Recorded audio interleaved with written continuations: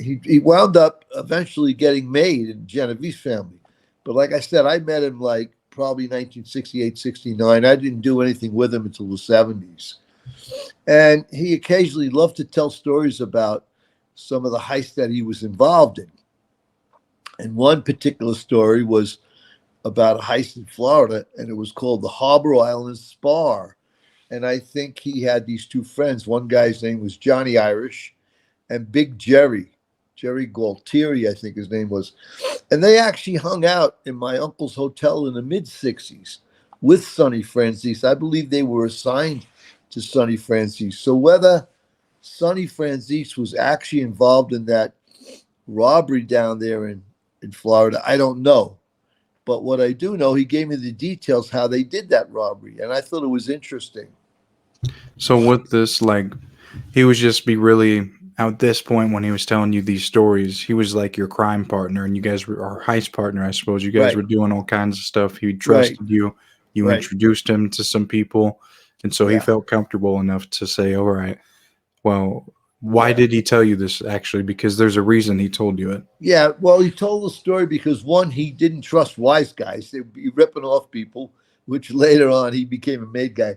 And the other was because he'd like to brag on how much how much detail he was involved in when doing a heist because he would always be asking questions. And I was working on a jewelry heist, and of course he got involved. He didn't have to do anything but drive the car. And he said that when they did that heist in Florida, they got into that hotel, went into it was a large vault, like because it was a pretty good size spa hotel and spa, and they went in there with sledgehammers and they broke into the safe deposit boxes. Anybody who's in a bank knows how a safe deposit, vault is set up. The little tiny small boxes, medium boxes, they even have large boxes. And so he said their strategy was to go in there and hit each box two or three times with these mini sledgehammers they had. And if it broke open, then they would take the drawer out, dump everything into an army duffel bag, and move on. And they were only going to be there so many minutes, and they had planned it out. So I guess he was inside the vault, hitting those boxes and dumping stuff in the army duffel bags, and then eventually they left. Whether they how many boxes they broke into, I don't know. He said many of them didn't open, so they just moved on to the next one. So he made it back to New York, and I think there was a lot of cash. Nobody knows how much cash was in those safe deposit boxes, but it was reported a couple of $1 million was robbed in that at that hotel, which was a lot of money in the 60s. Yeah, a whole lot of money, man.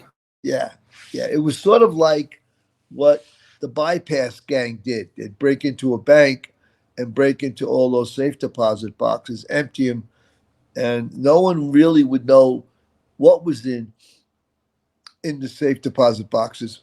A lot of times, thieves and crooks and drug dealers would stash their stolen merchandise or their drugs in a bank. That's insane. Can you Yeah, imagine, man? yeah. He said that they found some cocaine in a couple of boxes because it was a safe place to put it. I guess, yeah, Yeah, because even the people that at the bank don't know what's in there.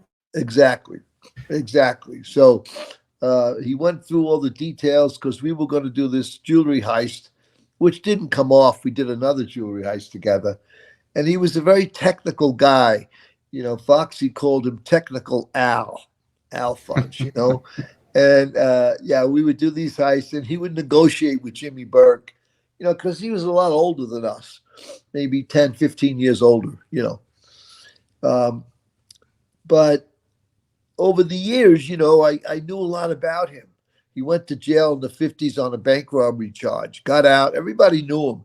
I think he was, I think he became close to the chin, Vincent Gigante, because I heard years later that he got made into the Genovese family. Hey, thanks for watching this clip. This clip came from one of my interviews I did in the past. Please hit subscribe if you want to get more clips like this.